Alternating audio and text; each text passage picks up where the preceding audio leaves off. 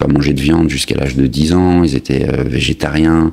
Il n'y avait pas de bonbons à la maison, il n'y avait pas de télé. Je suis parti à Lyon, mais très très vite. C'était exigeant, là. Je passais d'une dizaine d'heures d'entraînement par semaine à 25 heures, 30 heures. À quel âge? En 6e. C'était très exigeant, très dur, avec des entraîneurs qui serraient la vis.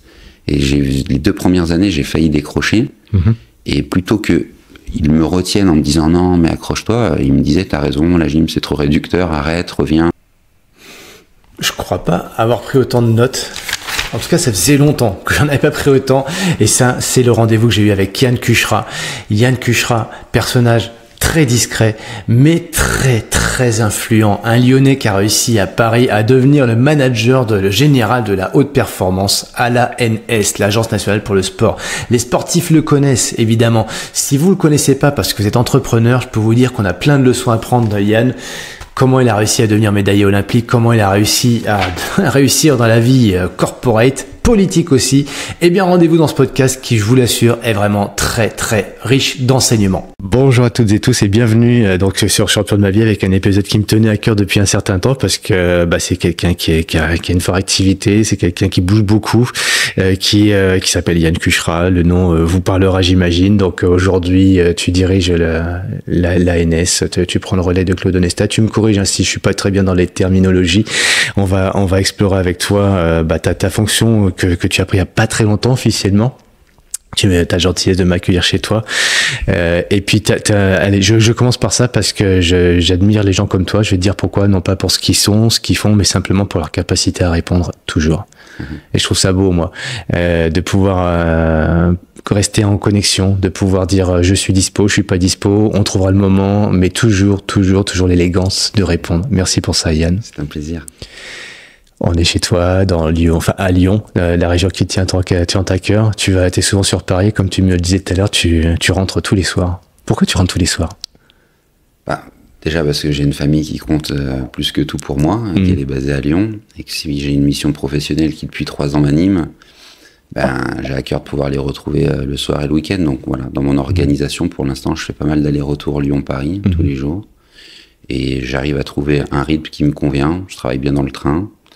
Je dors chez moi avec mon épouse, je retrouve mes enfants, je peux les amener au patinage le matin ou à l'école, et puis je fais ma vie parisienne, voilà. Donc c'est un équilibre de vie qu'on a trouvé ensemble. Ouais. Et t'as pas l'air trop fatigué, je vois tes yeux, tes cernes, ça n'a pas trop, ça va, ça a l'air d'aller. Ouais, ça dépend les jours, et c'est vrai que cette semaine elle a été particulièrement dense. On avait la nécessité de se regrouper avec les collègues du pôle haute performance de l'agence pour faire aussi le bilan, prendre un peu de recul sur tout ce qui a pu être mis en place jusqu'aux Jeux de Paris 2024 pour construire aussi les cycles à venir. Voilà, des rendez-vous avec des députés, avec des ministres, avec des fédérations. Donc on s'ennuie pas, mais peut-être que ma chance c'est d'avoir un métier passion. J'ai pas l'impression d'aller au travail tous les jours. C'est peut-être ça qui me permet d'avoir les yeux ouverts quand je sors ce matin. Et ouais. Et métier passion aujourd'hui, mais ça a été toujours une passion pour toi de vivre tes activités professionnelles. Alors d'abord en tant que sportif de haut niveau, et puis après on verra pour la suite de parcours, donc à plus d'un titre inspirant. Mais est-ce que tu me disais le sport est le fil conducteur de ma vie, mais est-ce que c'est pas la passion finalement le fil conducteur de ta vie? Oui, c'est vrai. La passion, c'est ce qui a guidé mon quotidien. C'est ce qui tous les matins m'a permis de me lever avec des objectifs, une motivation. Voilà, j'avais ce petit moteur qui effectivement a été le fil conducteur de ma vie. En tant qu'athlète au départ, j'ai commencé à apprendre à marcher dans un gymnase. J'avais des parents entraîneurs, profs de PS, et c'était ma salle de jeu. Puis progressivement, on a gravi les étapes avec ce goût d'aller faire toujours un peu mieux, pas vis-à-vis de la concurrence au départ, plutôt vis-à-vis de moi. Qu'est-ce que je pouvais faire de plus? Est-ce que je pouvais faire un salto en plus? Est-ce que je pouvais faire une vrille en plus? Est-ce que je pouvais tenir un peu plus longtemps sur les mains? Et comme ça, petit à petit, les objectifs que je me fixais tout seul m'ont entraîné vers une carrière de sportif de haut niveau.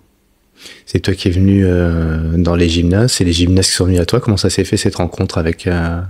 Les parents qui étaient entraîneurs, et vraiment ce gymnase qui était cette salle de jeu où ils me jetaient dans la mousse, ils me suspendaient aux agrès, et j'ai pris plaisir à découvrir des sensations un peu nouvelles autour de ces agrès. C'est peut-être ça aussi qui m'a plu dès le début, c'est que c'était très éclectique dans les sensations que ça procurait. C'est pas pareil quand on rembondit sur le trampoline, quand on fait des acrobaties, c'est pas pareil que quand on se suspend à une barre, c'est pas pareil que quand on est sur les appuis au cheval d'arçon, c'est pas pareil que quand on travaille les forces aux anneaux. Ouais. Donc voilà, le fait que ce soit varié, ça, c'est des plaisirs différents qui, je pense, m'ont permis d'accepter aussi la difficulté d'une pratique de haut niveau et tout ce que ça suppose au quotidien.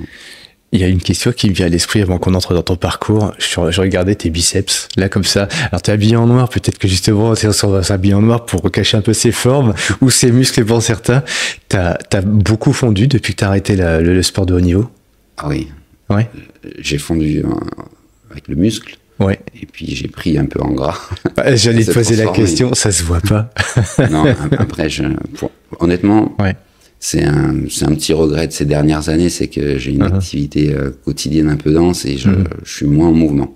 Donc ça me dérange. Il faut que j'arrive à me refixer quelques objectifs en la matière. Mais c'est vrai que la plus grande difficulté à la fin de ma carrière, au-delà de se dire que c'était terminé, qu'est-ce qui allait me procurer autant d'émotions que ce que le sport avait pu me donner. Ouais. On se cherche un peu, on parle toujours de petite mort à ce moment-là. Ouais. Mais la première chose qui a changé, c'est le corps. Et en premier lieu, mes mains. Mes mains, c'était des pieds. L'image, elle est assez réelle. Moi, je marchais presque plus sur les mains que sur les pieds en gymnastique. En tout cas, j'étais toujours accroché à mes barres. Et j'avais de la corne. Et très vite, elle part, en fait. Et on retrouve des mains de bébé que je reconnaissais pas. Mon épouse non plus, du reste. Et c'était agréable ou pas? Ouais, c'était bizarre, mais ça me signifiait aussi un changement de vie. J'avais fait 25-30 ans de gymnastique, donc c'était aussi un cap nouveau. Et le corps, après, c'est la même chose. Les muscles, nous, on fait pas de la muscu sous les barres, on pousse pas. Hein, c'est vraiment de la muscu très spécifique sur les agrès, mais du matin au soir. Et donc ça transforme un peu le corps. Mais très vite, ces muscles-là, ils ont fondu, parce que quand on les entretient pas, quand on n'a plus le même rythme au quotidien, ça part. Je rentre un peu dans les confidences peut-être un peu corporelles ou dans ton intimité, mais un muscle qui se dégonfle, qui se flétrit, c'est une peau la peau, comment ça s'adapte, comment elle se retend. Alors t'es jeune quand même, ça va, mais il y a deux questions que je voudrais te poser. La première, c'est ça, ton corps qui change. Alors, tu parles de tes mains, c'est étonnant d'ailleurs. Alors, j'imagine, voilà, c'est peut-être plus doux, c'est plus agréable pour le coup. Mais qu'est-ce qui est moins agréable? Donc, quand tu vois ton corps qui change. Et deuxième question, si tu me permets, comment tu as fait pour pas trop prendre de part? Tu perds en masse, et tu dis, j'ai peut-être gagné à d'autres parties du corps. Mais franchement, la plupart des sportifs, on va passer 5 ans, 10 ans, et ils ont pas ta morpho quand ils font pas de sport, quoi. T'es resté vachement svelte. Tout d'abord parce que je pense que j'ai eu une hygiène de vie quand j'étais gymnaste qui était peut-être pas celle qu'il faudrait transmettre à la jeune génération, mais j'avais tendance à prendre du poids et pour essayer de pas me prendre trop la tête au quotidien, je mangeais pas beaucoup. En tout cas, je prenais pas de petit-déj. Le midi, je mangeais ma salade verte vite fait. Et par contre, le soir, je mangeais en rentrant de mes 2 entraînements, je mangeais à ma faim. Et ça m'a permis quand même de pas faire le yo-yo en termes de poids, d'avoir une stabilité sans avoir eu l'impression de soit trop contraignant. Et c'est vrai que dans ma vie post-carrière sportive, j'ai gardé cette hygiène de vie. Donc du coup, ça me permet à mon avis... Toujours aujourd'hui ? Ouais, toujours aujourd'hui. Pas de petit-déj, déjeuner léger, le soir, tu manges plus ? Ouais, même c'est rare que je déjeune quand je suis au boulot, c'est le seul moment en plus où je suis moins embêté par les coups de fil, donc ça me permet de me remettre un peu à jour des mails, de gérer quelques dossiers que j'ai pas le temps de faire dans la journée, donc c'est un équilibre que j'avais quand j'étais gymnaste et que j'ai gardé dans ma vie professionnelle et quotidienne. Pour autant, le week-end, en famille, j'adore manger avec tout le monde. Hein, mais quand je suis au travail, voilà, j'en ai pas la nécessité. Je me sens bien comme ça. Quand t'es dans le TGV, pareil, tu prends rien. Ah non, ça c'est sûr que non. Et niveau hydratation, tu bois. Alors c'est bien vrai, tu es en termes d'hydratation. Qu'est-ce qui a pas changé par rapport à ton passé d'athlète et aujourd'hui, en termes d'hydratation, tu bois plus, tu bois moins? J'ai l'impression de boire moins, c'est-à-dire qu'à l'entraînement, j'avais l'habitude de boire une petite gorgée régulièrement. On est sur quand même un sport sur des fréquences très courtes. On monte sur les agrès 5-10 secondes, on les répète très souvent. Mais donc, fallait pas que je me sente lourd sur l'agrès. C'est pour ça certainement que le matin et le midi, j'ai trouvé cet équilibre-là. J'ai besoin de me sentir léger quand j'arrivais sur mes agrès. Et à l'époque, même quand je prenais 100 grammes, je le sentais. Ouais. Je pouvais aller me peser, je savais que j'avais pris 100 grammes. C'était vraiment, j'avais une connaissance de mon corps qui était très aiguisée. Et notamment sur mes agrès. Je le sentais quand j'étais sur mes barres parallèles, ma barre fixe, ou mes arçons. Là vraiment, c'était pointu. Et donc, je prenais des petites gorgées. Voilà, ça me permettait de maintenir, en fait, ce dont j'avais besoin pour être performant au moment où j'allais monter sur les agrès. C'est quelque chose que tu as gardé, ça, ouais? Aujourd'hui, un peu moins. C'est-à-dire que je bois quand j'ai soif. Je me pose moins la question que quand j'étais athlète. Où à l'époque, vraiment, mon corps était mon outil de travail. Et aujourd'hui, même s'il en fait partie, voilà, j'en ai moins la sensation et j'en ai moins le besoin d'une certaine manière. Je reste un peu sur cette deuxième question, et sur la première, comment a changé ton corps, comment t'as muté. Et pour le coup, on n'a pas l'impression que t'as tant muté, mais que je pense qu'il y a plein de sportifs qui sont à l'après-carrière qui te voient toi, 10 ans, enfin, tu vois, 5 ans, 10 ans, peu importe le nombre d'années après, ils disent, t'as quand même un secret, quoi. Regarde-nous comment on a appris, on veut, c'est pas juste, ou alors c'est pas juste, c'est ta nature, c'était... Honnêtement, quand j'étais gym et un peu musclé, j'avais des gros bras à l'époque. J'aimais pas, par exemple, aller à la piscine. J'aimais pas me mettre trop torse nu et me montrer. Je sais pas, il y a quelque chose qui était un peu gênant. Disproportionné, c'est ça, tu ou en tout cas, j'étais pas à l'aise qu'on pose ses yeux sur moi, sur un corps qui était quand même qui était musclé à l'époque. Et contrairement à ça, aujourd'hui, j'aime pas trop me mettre torse nu parce que j'ai plus de muscles. Ça a fondu, il y a un peu de c'est pas l'image que j'avais de mon corps aussi jusque là, donc voilà, c'est un peu antinomique, mais ça veut dire que j'ai peut-être pas trouvé encore l'équilibre idéal. Voilà, après je le vis bien, c'est pas c'est pas au quotidien quelque chose qui me gêne plus que ça, mais comme tu évoques le sujet, c'est vrai, je m'en ouvre. Je pense que alors en plus de ça, c'est que la gym, principal objectif, c'est quand même de séduire. On doit séduire un jury, on doit séduire un public, on doit plaire. En fait, il n'y a pas que la technique, il y a aussi la façon dont tu présentes ton corps, dont il bouge, qui fait partie artistique. En fait. C'est un sport artistique. Et donc, ce qui va faire la différence, il y a 3000 éléments dans le code de pointage, donc on va composer nos éléments. 3000 éléments. Oui, il y en a 3000 sur tous les agrès, donc on doit en choisir 10 par agrès, qui sont codifiés, donc avec des notes plus ou moins élevées. Et c'est ce qui va nous donner une note de départ. Et on va avoir un jury qui va à la fois évaluer cette note de départ, mais qui va aussi évaluer toutes les déductions et toutes les fautes qu'on peut commettre. Et donc, quand il fait des déductions, quand il enlève un dixième, 3 dixièmes ou 5 dixièmes, il le fait avec le regard qu'est le sien, avec des critères très objectifs, mais il le fait aussi dans une impression globale d'un mouvement qui a séduit ou pas. Est-ce qu'on a donné un sentiment de légèreté, de fluidité? Est-ce que ça semblait facile ou pas? Est-ce que les transitions entre chaque élément étaient bien amenées? Donc ce côté artistique, il joue beaucoup. Et donc c'est vrai, c'est peut-être un côté très narcissique, mais sur toute ma carrière, il a fallu que je plaise pour être au rendez-vous de la performance. Bien sûr, Et donc peut-être que la relation au corps, la relation à l'autre, il y a aussi peut-être un impact qui est lié à cette séduction vis-à-vis de mon sport. Moi, je suis nageur à la base, donc il n'y a pas cette notion-là, et pourtant on est nu pas face à un juré, mais face aux autres, face au public. Et effectivement, ça, je sais pas toi, mais ça me ramène à une question que je t'ai jamais posée. Tiens, je me pose pour moi. J'ai jamais eu comme toi, enfin, ce côté exhibition de son corps qui m'allait pas tellement en fait. Je me retrouve en maillot de bain et c'est comme ça et j'y suis. Mais la relation que j'ai à mon corps, j'ai jamais aimé présenter mon corps. Sauf que la natation m'a amené à ça et à me détacher du coup dans cette image corporelle. Mais si j'avais pas fait la natation, je pense que j'aurais beaucoup plus de mal à assumer ma plastique, mon corps, mon visage. Et le sport aide à ça. Sport école de la vie, comme on dit souvent. Mais j'entends ce que tu dis en tout cas. Ça me parle en tout cas à moi. Après, tu vois, c'est en fonction des environnements. C'est-à-dire que ça me dérangeait pas d'être torse nu dans le gymnase avec les autres athlètes. C'est ça. Mais quand je sortais du gymnase, quand j'étais dans un lieu public, à la plage ou autre, j'ai jamais été à l'aise avec ça. Je gardais souvent un t-shirt sur les épaules. Donc voilà, il y a peut-être quelque chose d'antinomique avec ce qu'on essaye de façonner au quotidien pour être performant sur les agrès et puis la vie de tous les jours. Intéressant. Ouais, je sais pas si c'est intéressant. Si, je trouve ça intéressant parce qu'en fait, finalement, moi aussi, figure-toi, parce que c'est l'échange qui me nourrit aussi de ce que tu me dis, mais la vie en société, l'image qu'on peut avoir en dehors des stades n'est pas tout à fait la même, la relation qu'on a avec soi, physiquement ou même d'un point de vue peut-être moral aussi, la relation de s'aimer soi-même, d'un point de vue émotion aussi. Sur le sport, on fait tomber un peu ça quelque part, je trouve.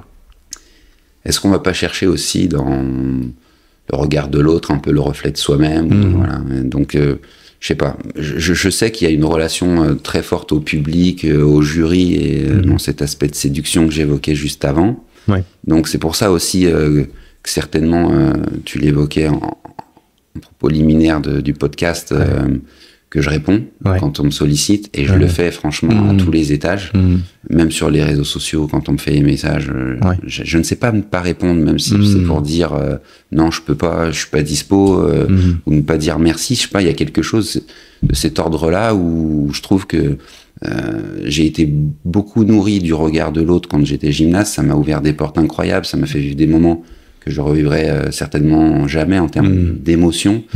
Et donc, du coup, j'ai l'impression d'être redevable à tous ceux qui, d'une certaine manière, à un moment, ont contribué à ça.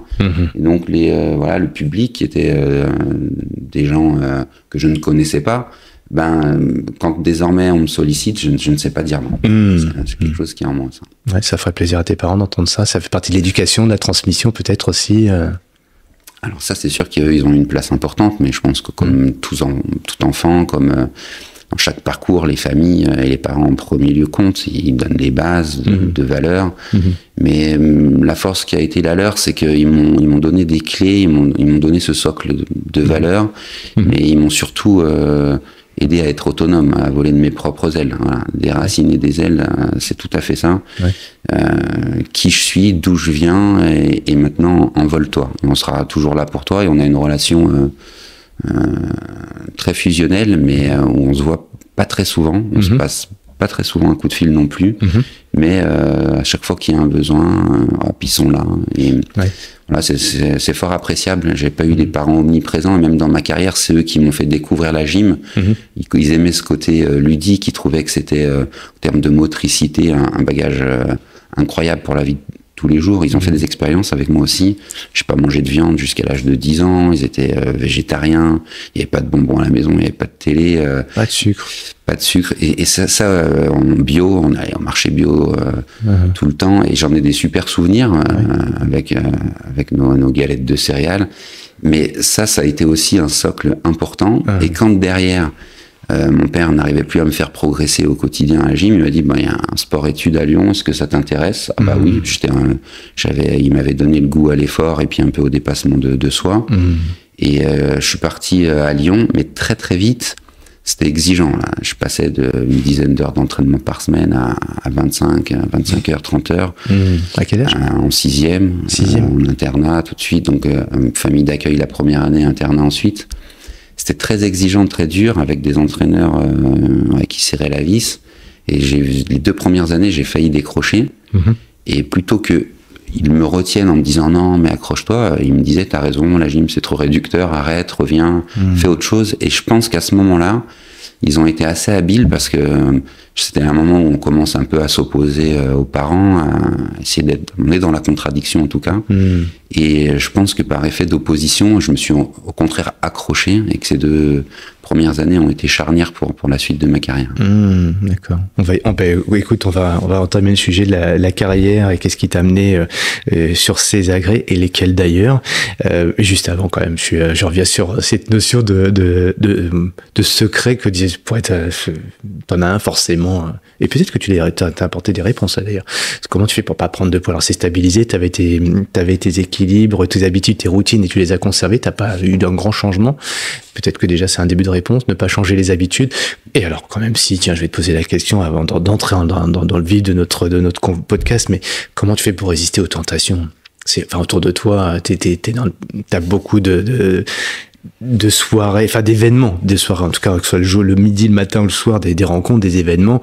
Je me souviens d'un de nos présidents qui ne pouvait pas s'empêcher sur des salons de l'agriculture de tout manger et pas juste pour les caméras. Un peu nostalgique des années 90 avec notre président Jacques Chirac quand même, mais c'est l'image de la France. Voilà, tu peux pas t'empêcher de trinquer, de manger, et comment tu fais pour résister à ces tentations, si tant est que tu résistes à ces tentations d'ailleurs?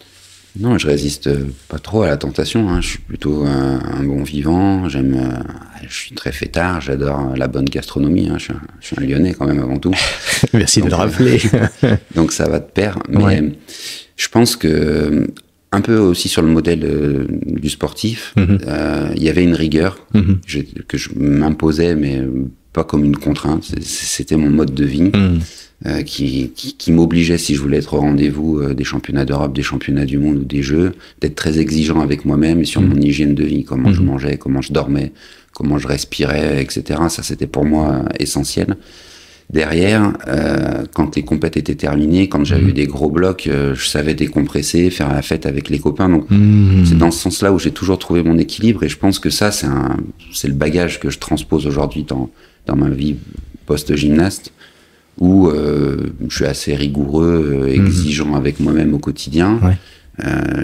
Si je veux être performant dans les missions professionnelles qui sont les miennes, je m'impose aussi une forme de rigueur, d'hygiène de vie qui va avec, mais ce qui ne m'empêche pas à certains moments d'aller boire des coups avec les collègues, avec les copains, de faire des bonnes bouffes le week-end quand la semaine est terminée. Donc c'est toujours une question d'équilibre. Est-ce que on est tenté et on cède à la tentation tout le temps ou est-ce qu'on le fait de temps en temps? Voilà. Et je pense que je suis dans la juste mesure à ce niveau-là. Et puis peut-être aussi parce que je suis heureux. Et quand on est heureux, on se pose moins de questions. Tout est plutôt fluide. Et puis donc, ce qu'on mange, ça s'accroche peut-être moins au corps. Peut-être que aussi je suis actif. C'est vrai que j'ai un rythme où je me lève très tôt. Je me couche aussi assez tard. Pour tout faire rentrer dans la journée, même si j'arrive pas à tout faire rentrer, je cours après mes trains, voilà, ça entretient, ça aussi, c'est pas négligeable, mais c'est le rythme du quotidien certainement qui m'entretient d'une certaine manière, mais c'est vraiment lié à un équilibre de vie qui pendant 15-20 ans de haut niveau a quand même pris le pli chez moi. Et tu l'as conservé. Exactement.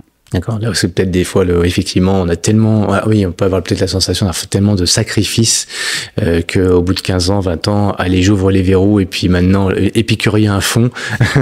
Et toi, t'as gardé ce... Il y a eu des périodes comme ça quand même. C'est vrai qu'il y a des moments où on se cherche un peu et tout fout le camp. Mais c'est pas que propre aux sportifs de haut niveau. Je pense que c'est dans tous les parcours de vie qu'il y a des moments où ça lâche un peu plus. Par contre, je reviens sur ce que tu dis parce que tu as employé le mot sacrifice. Moi, j'ai jamais eu le sentiment d'avoir sacrifié quoi que ce soit.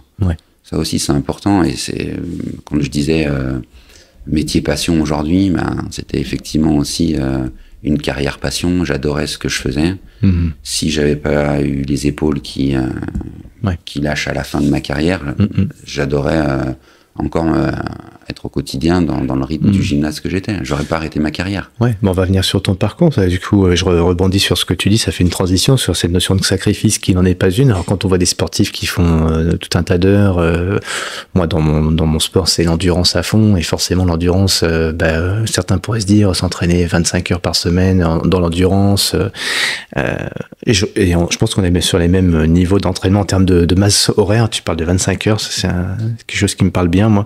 Mais pour d'autres, ça peut paraître quand même des sacrifices parce que c'est dur, quoi. Mais moi, c'en est pas un puisque j'aime ça. C'est la même chose pour toi d'aller dans un gymnase, faire 25 heures sur une semaine quand c'est pas plus, j'imagine. Quand tu mets des compétitions en plus, ça peut paraître comme un sacrifice, d'autant plus que c'est très exigeant, que c'est peut-être même dur au niveau physique quand même. Ça peut paraître. En tout cas, moi de l'extérieur, je connais pas trop bien ton univers. Même si ma fille, quand elle était toute jeune, je l'avais mise dans un gymnase pour découvrir son corps, tout simplement. Pour moi, c'était plus une découverte corporelle plus que du sport. C'est pas du sport pour moi. comme le rappelle souvent aussi ma sœur, qui est prof de sport, qui dit on n'est pas des profs de sport, on fait l'éducation corporelle, tout simplement. On amène les jeunes à découvrir leur corps, à accepter leur corps, à aimer leur corps. Donc moi j'aime beaucoup le sport quand il est décrit comme ça, mais souvent c'est pas perçu comme ça, quoi, comme tel. C'est dur d'aller à la gym, c'est dur de sauter, c'est dur voilà, c'est dur. Et j'aime pas ça. Quand tu étais le sport à l'école, on n'aime pas toujours ça, et ça peut se comprendre. Toi, qu'est-ce qui fait que t'as aimé ça, que t'as été pris d'amour pour ce sport? Justement parce que c'était dur. Je pense que c'est ça le moteur, c'est parce que jouer avec un ballon ou faire des paniers, tout le monde peut réussir à mettre un panier ou à marquer un but un jour. Et la gym, marcher sur les mains et faire des saltos, c'était pas donné à tout le monde, c'était pas commun. Et donc c'est aussi ce qui était pour moi différenciant par rapport aux copains quand j'étais jeune. Et donc d'aller faire des saltos à la plage, de marcher sur les mains, voilà, il y avait un côté là encore de séduction très c'est très narcissique, je prends ce terme-là, mais où j'étais quelqu'un de différent et où c'était plus compliqué pour les copains à l'époque de faire comme moi. Donc ça me distinguait. Et c'est dans ce sens-là où le fait que ce soit difficile, le fait qu'il faille travailler des années et des années, qu'il faille tomber des centaines de fois pour appréhender un exercice, même des milliers de fois, je sais pas, je trouvais que c'est ce qui donnait de l'épaisseur à ma vie, c'est ce qui me distinguait par rapport aux gens autour de moi, et ça me dérangeait pas après les cours de dire à demain aux copains pendant qu'eux allaient s'amuser encore et moi aller dans les gymnases. Voilà, il y avait quelque chose de très puissant, et c'est parce que c'était dur et exigeant que j'ai accroché à cette discipline. Et c'est quoi le résultat, la récompense entre guillemets, c'est quand tu arrives justement à faire quelque chose que tu n'as pas réussi pendant 1000 fois, tu disais tout à l'heure, et d'un seul coup, boum, c'est fait.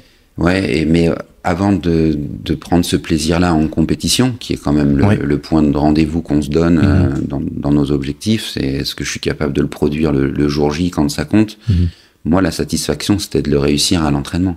Quand je voyais tout ce que j'avais mis en place pour réussir un seul élément, et que ça marchait, ce pied d'enfer. Tu te souviens d'un moment de ta jeunesse où tu fais un truc que tu as répété 100 000 fois, j'exagère peut-être, mais d'un seul coup, boum, et tu t'en souviens encore aujourd'hui comme si c'était hier? Non, mais il y en a tellement. Il y en a tellement, parce que je parlais des 3000 éléments, j'ai jamais essayé les 3000 éléments du code de pointage. J'en ai fait des centaines, peut-être des milliers même. Mais celui qui peut me venir comme ça en tête la première fois, c'est le lâcher de barre à la barre fixe. Parce qu'on voit les grands qui lâchent cette barre, qui s'envolent et puis qui réussissent à la rattraper. Et, on a les yeux comme ça, grands ouverts. Et donc mon premier lâcher de barre, c'était un catch-F, donc je passais assis par-dessus la barre, jambes écartées. La première fois que je le rattrape, ça c'était magique. Et l'autre, c'était aussi un lâcher de barre, c'était le Kovac, c'est quand tu fais double salto par-dessus la barre et que tu vas la rattraper. Et j'étais jeune, j'avais 13-14 ans la première fois que je le rattrape. Et il y en avait 2 Français seulement qui l'avaient fait avant dans le monde. Pour l'instant, à cette époque-là, il n'y avait pas grand monde qui le faisait.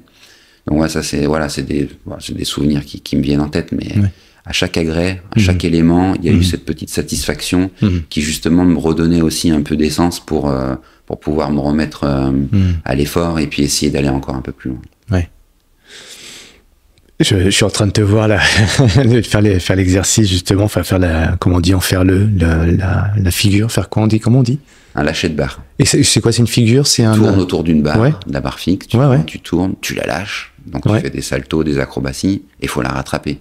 Donc il faut être réglé au millimètre, au centimètre près, t'arrives un peu à adapter.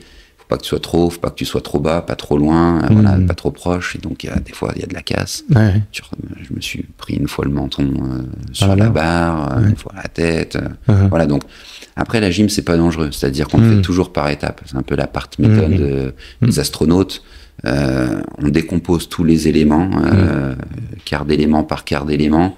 Et donc, même quand on tombe de haut à la barre fixe, on a eu l'habitude de tomber parce qu'on l'a fait par étapes et on sait tomber, on sait se réceptionner. Donc, la gymnastique, c'est pas un sport dangereux quand on le fait, de manière progressive. Maintenant, il y a des accidents comme dans chaque discipline, mais j'ai adoré ça. Les lâchers de barre, cette sensation, le sentiment un peu de voler, de la rattraper, de faire corps avec cette agresse en élasticité, savoir prendre le bon rebond pour avoir le bon envol au bon moment. c'est des choses, voilà, c'est des choses. Tu vois, je fais pas trop de retour en arrière. J'ai pas l'habitude de regarder dans le rétro. Je fonce plutôt, je regarde de l'avant. Ça doit venir de mon entraîneur. Mais pour le coup, c'est toi qui m'invite à le faire. Et c'est vrai qu'en même temps que je te le dis, j'ai l'impression de le ressentir en même temps, de revoir comment le corps réagissait à ces moments-là. C'est assez agréable. Je te remercie pour ça. Ouais, je te vois et je le ressens. Je t'invite en plus là-dessus parce que tu as dit dans l'intro 2 fois, tu as dit le mot sensation. Bon, le sport, on est souvent dans nos têtes à expliquer les choses, mais finalement, c'est des sensations et de les vivre. Même si c'est dans le rétroviseur, on a l'impression d'y être encore, des fois. Ouais, alors, mais c'est vrai que mon entraîneur à l'époque, que j'ai réussi ou loupé une compète, il me félicitait, mais vite fait. Ouais. Et puis il fallait se remettre à penser à la suivante. Ouais. Qu'est-ce qu'on allait faire de différent, même si ça avait marché, comment on se remettait en question, il y avait une perpétuelle remise en question pour atteindre l'objectif d'après. Donc peut-être que volontairement, il voulait pas trop que je regarde en arrière pour toujours me projeter. Et ça aussi, c'est certainement ancré en moi désormais. Au quotidien, je regarde pas trop dans le rétro, j'avance. Donc ces sensations-là, elles sont importantes. Et c'est vrai que peut-être qu'il faudrait que des fois, je me cherche me poser un peu pour me remémorer tout ça, parce que il y avait cette notion de plaisir qui m'a toujours habité. C'est-à-dire que si je parle de métier passion, c'est aussi avant tout parce que je prenais du plaisir, hein, et mon pied presque au quotidien dans ce que la gym m'apportait. J'ai expliqué cette exigence forte, cette rigueur qu'il fallait que je m'impose au quotidien. Ça pouvait être un peu drastique, c'était beaucoup plus compliqué pour mon environnement, pour ma famille à l'époque, que pour moi qui ne le vivais pas comme un sacrifice, mais parce que ça me procurait des sensations et un plaisir immédiat quand je rentrais au gymnase, quand j'étais sur mon agrès, quand je faisais mes sorties en double salto avec les vrilles, etc., et puis qu'on arrive pile chute, ça veut dire qu'on arrive net sans faire de pas. C'est jouissif, hein, c'est des sensations qu'on retrouve nulle part. Il y a le geste parfait, celui qui nous habite. Et, quand ton corps est ton outil de travail, voilà, ben tu fais corps avec lui sans mauvais jeu de mots. Et c'est quelque chose d'indescriptible. C'est presque difficile d'y mettre des mots derrière, tellement que c'est de l'ordre de la sensation. C'est ça. Et moi, sur les agrès, j'étais très kinesthésique. C'est-à-dire que vraiment, j'avais pas trop de repères visuels. Même souvent, je fermais les yeux. Quand je regarde des vidéos ou des photos, j'ai souvent les yeux fermés sur des efforts un peu violents. Et tout passait par la sensation dans le corps. J'arrivais à savoir, sur une sortie au bar parallèle, est-ce que j'avais les épaules un peu en arrière, un peu en avant. C'est ce qui me permettait, pendant l'acrobatie, de réguler pour bien arriver sur les pieds. Tout était question de sensation. On parlait des mains tout à l'heure. Moi, la prise que j'avais sur mes barres parallèles, le fait de bien les sentir, de ne pas glisser, me permettait de réussir mon mouvement. Et c'était de la micro-adaptation à chaque fois. Il n'y a pas une seule fois où on fait un équilibre ou un salto de la même manière. Mais on a tellement répété qu'on arrive toujours à bien retomber sur nos pieds ou à être dans une position qui semblerait parfaite de l'extérieur, parce que avec les mains, avec toutes les articulations, on régule tous les micro-détails. Et c'est vrai que ces sensations-là, elles sont maintenant que tu le réveilles en moi, elles sont un bagage super fort. Ouais. J'adore ces moments-là. Champion de ma vie, tu sais, c'est un peu ça, c'est d'écouter, c'est un peu écouter avec ses oreilles la personne en face de soi, mais c'est aussi ressentir, voilà, et puis pouvoir reconscientiser finalement des choses qui sont imprégnées dans le corps, et c'est tellement là qu'on n'y pense même plus, mais le corps, lui, il a la mémoire, et le cerveau, il a un petit peu oublié tout ça, et quand tu reconnectes un peu les deux, moi je trouve que ces moments assez magiques pour soi déjà, et de le vivre avec toi. Merci de nous le partager, parce que du coup... j'ai un peu l'intuition, tu vois, je vais rester un petit peu dans le sensationnel, un peu l'intuition que finalement des choses que tu as ancrées en toi au niveau corporel te servent inconsciemment dans ta vie de tous les jours, quoi.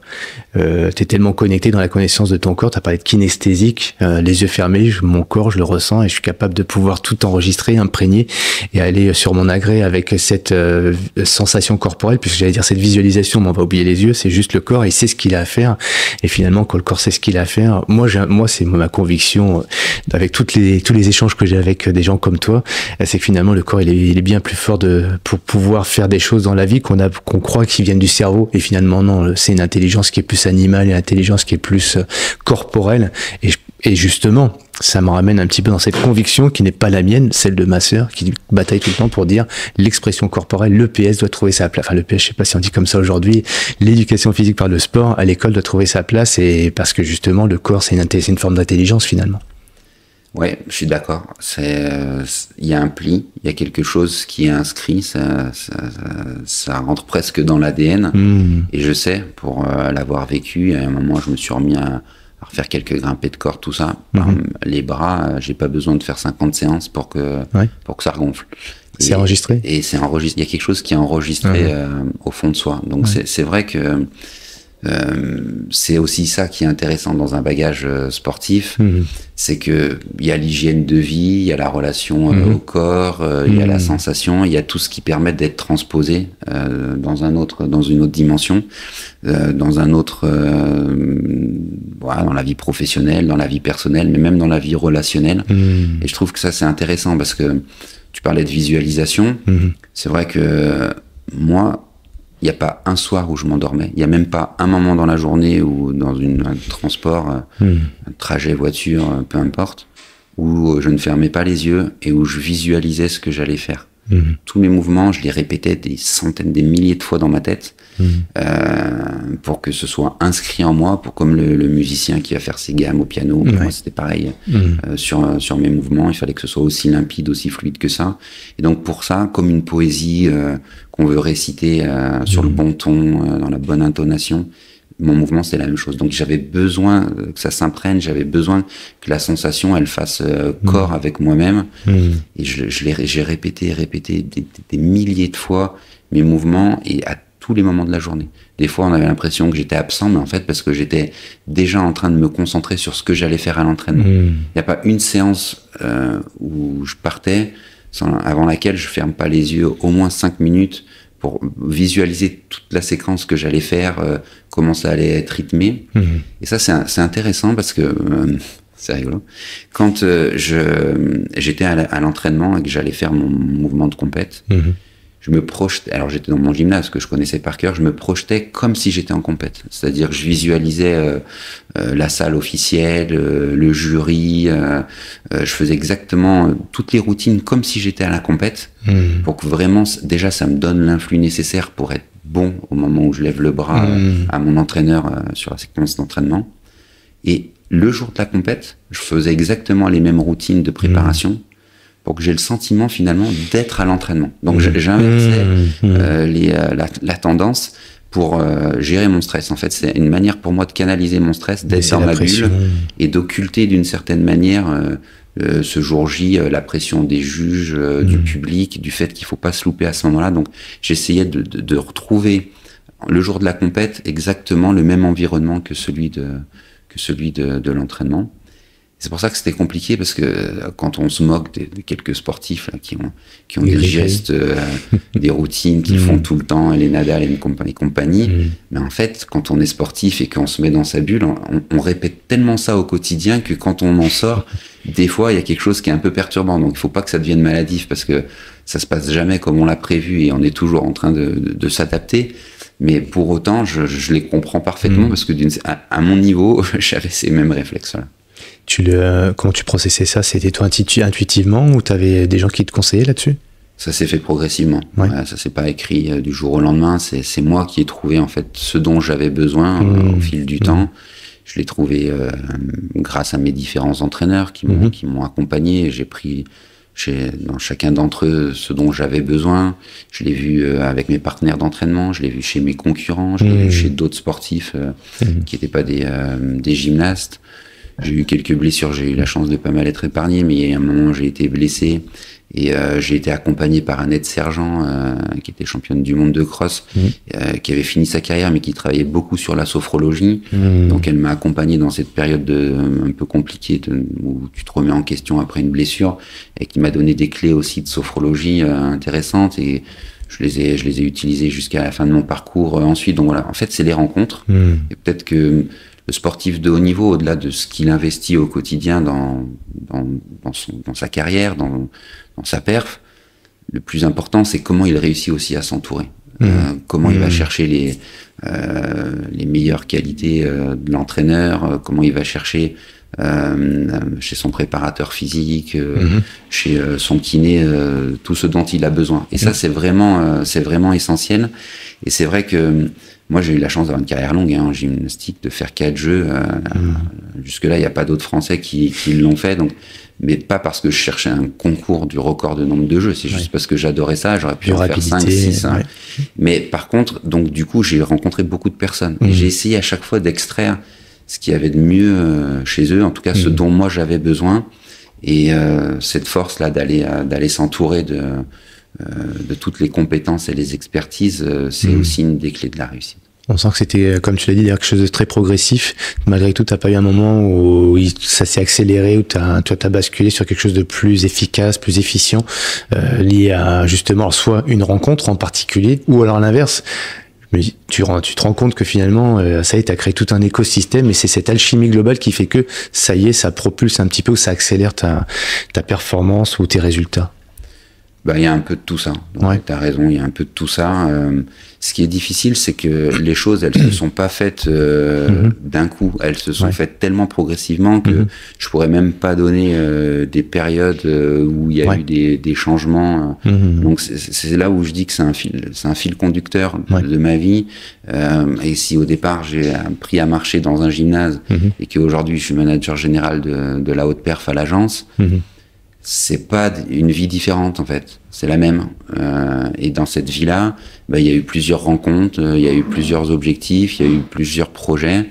Et à chaque fois, à chacune de ces étapes, je suis allé chercher les meilleures équipes, les meilleures personnes ressources sur lesquelles je pouvais m'appuyer.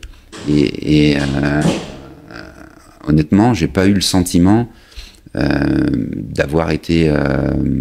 J'ai jamais cru que je pouvais être le meilleur gym. J'ai jamais cru que je pouvais prendre des responsabilités professionnelles conséquentes. J'ai jamais cru qu'un Gérard Collomb viendrait me chercher pour être adjoint au sport parce que et tout ça s'est plutôt pas mal enchaîné. Et j'ai toujours eu un peu le syndrome de l'imposteur en me demandant pourquoi moi, comment j'avais pu faire cette médaille sur un championnat d'Europe, comment j'avais pu être adjoint au sport d'une grande ville comme Lyon, comment j'avais pu me retrouver à la succession de Claude Onesta. Et en fait, je pense que ça, j'ai réussi à le faire. Parce que justement, je suis allé chercher d'autres personnes autour de moi qui ont peut-être pallié certaines défaillances ou certaines lacunes, et je les ai fait miennes. Voilà, c'est peut-être aussi une de mes qualités, c'est de bien savoir m'entourer, et je pense que ça doit être la qualité de pas mal de sportifs. T'es un voleur de matière grise. Je les emprunte, parce qu'après je les redonne ou je les transmets à d'autres. Tu les transmets. Non, la matière grise, de toute façon, c'est un puissant fond. Donc finalement, tu peux en prendre tant que tu veux.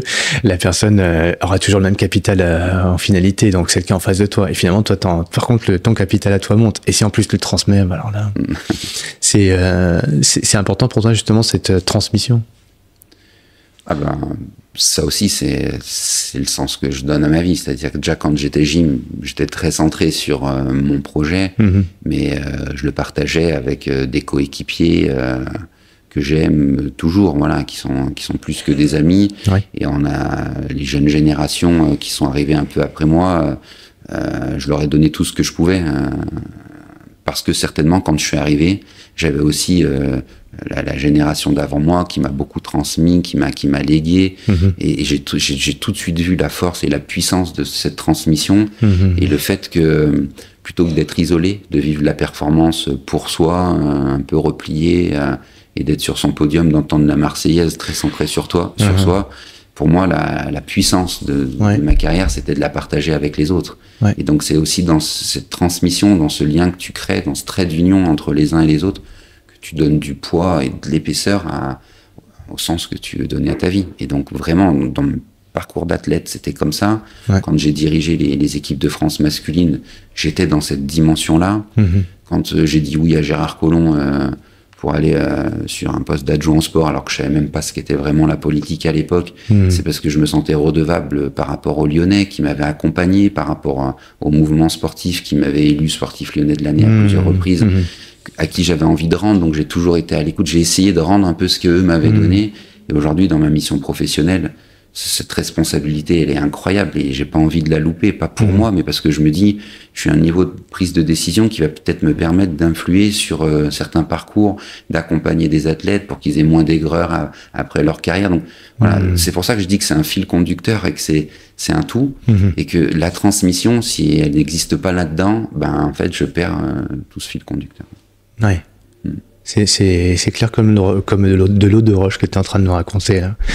Et en même temps que tu parlais, je pensais au contre-exemple parce que dernièrement, j'ai assisté à une conférence de Joe Wilfried, Tsonga, et qui disait exactement l'inverse. Il dit si le tennis en France, alors ça fait mal de le dire comme ça, et je ne me fais que le porte-parole, je n'ai pas d'avis là-dessus, mais si le tennis ne performe pas suffisamment en France, contrairement à d'autres disciplines, c'est parce qu'il y a ce manque de transmission entre les athlètes déjà. Et c'est un sport individuel, mais toi aussi, t'es un sport individuel. Donc, et on entend que tu aimes, alors je l'ai pas noté, mais c'est resté tellement imprégné quand tu l'as dit, j'aime mes coéquipiers. Donc il y a de la concurrence entre vous forcément, mais à un moment donné il y a je pense à Fabien Gillot quand il est le capitaine de l'équipe de France, il dit voilà c'est un sport individuel mais on est une équipe, on se transcende tous ensemble, cette forme de transmission, de partage, d'amour, tu parles d'amour, et dans le tennis il y a peut-être le contre-exemple, tu vois, il n'y a pas cette transmission. Donc comment toi t'as cultivé, tu t'es nourri de ça, tu l'as déjà dit, hein, mais si on peut faire un peu plus le focus là-dessus, et en fait si c'est une forme d'héritage pour toi, comment tu peux militer pour ça? La gym, on est tout seul sur nos agrès, mais on se qualifie au jeu grâce à l'équipe. Il faut que l'équipe de France se qualifie au jeu pour qu'on ait une meilleure chance de se qualifier au jeu. Donc on doit tout à l'équipe. Et je suis tout seul sur l'agrès au moment où je lève le bras, je suis tout seul. Mais j'ai eu tous mes partenaires d'entraînement qui au quotidien m'ont soutenu, m'ont challengé, m'ont permis de progresser. J'ai tout le staff qu'on a évoqué tout à l'heure, nos partenaires qui sont institutionnels, privés, qui ont été là, qui nous ont mis dans des conditions de réussite. Donc on est tout seul sur l'agrès, mais tout seul on n'est rien finalement.